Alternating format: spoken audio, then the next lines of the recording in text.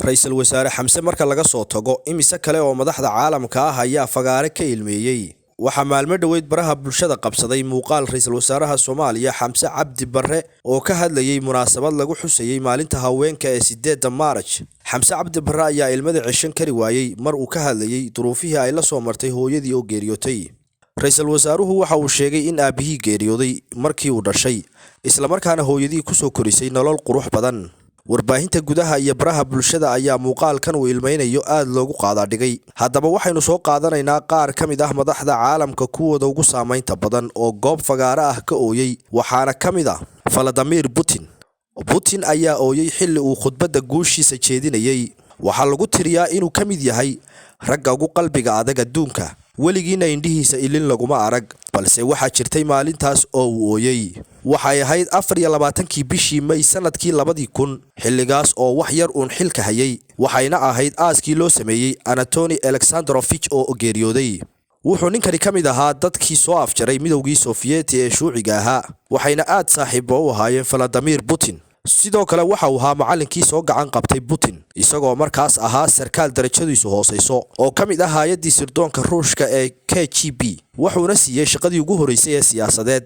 markii la joogay aaskiisa, Putin waa uu ooyay. ogowna Putin ma aha nin jili kara waxa uu samaynayo, mana aha qof soo bandhiga shucuurtiisa meel fagaare ah.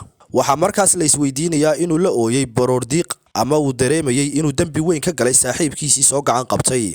waxaa jira aragtiyo badan oo sheegaya in Anatoly Alexandrovich la dilay, loona dilay sababo la xidhiidha Putin, balse ma aha wax la hubo ee waa shaki uun arrintaasi. Narendra Modi isaguna waa ra'iisul wasaaraha dalka Hindiya. Narendra Modi waxa uu hoggaanka u hayaa mid ka mid ah wadamada adduunka kuwooda ugu awoodda badan marka loo eego dhanka dhaqaalaha, tirada dadka, baaxadda dhuleed ee dalkiisa, iyo awoodda ciidan oo ka dhigaysa mid ka mid ah 10 wadan ee ugu quwadda weyn caalamka. waxaanu dalkiisu ku hubaysan yahay hubka wax kumaada ee nuclear-ka. haddaba ra'iisul wasaaraha dalka Hindiya ayaa mar uu la hadlayay dadkiisa kana hadlayay dhibaatada caabuqa coronavirus sanadkii 2021, waxa uu xajin waayay ilmada, maadaama xilligaasi dalkiisu wajahayay mid ka mid ah xilliyadii ugu adkaa ee uu sababay cudurka coronavirus, iyadoo dalkan oo aad dadkiisu u badan yahay dhimashadiisu badatay. balse markan oo kaliya maanu ooyin Modi. waxay warbaahinta Hindiya warinaysaa inuu sidoo kale ooyay, shucuur badanna muujiyay kadib markii ay hooyadii geeriyootay bishii Diseembar ee sanadkii 2022.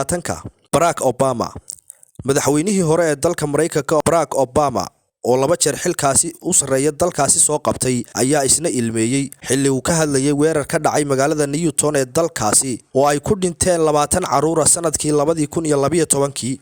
markastoo aan ka fikiro caruurtaas waan cadhoodaa, Obama ayaa sidaasi yidhi isagoo ilmadu ka daadanayso indhihiisa.